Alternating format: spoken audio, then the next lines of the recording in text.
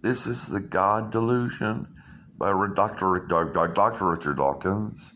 It says the British, he's reporting on a reporter. He was reporting on an article that Richard Dawkins, about Richard Dawkins at a conference of science and religion.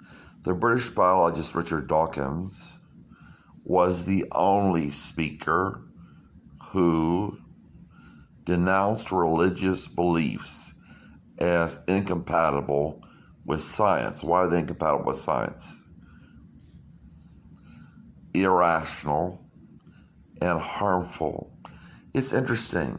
When Jesus says, love one another as I loved you, and there's evidence that Jesus existed in his followers, in the writings, the religious and secular writings about Jesus.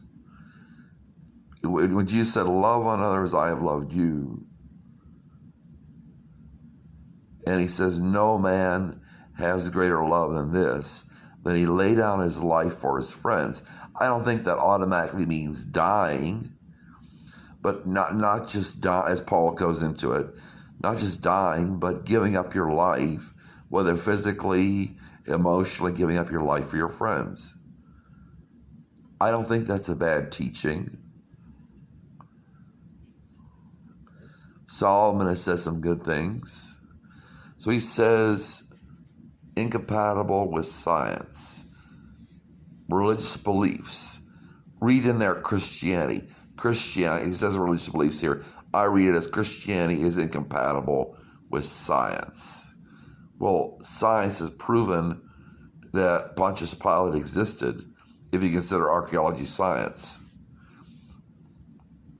Irrational and harmful.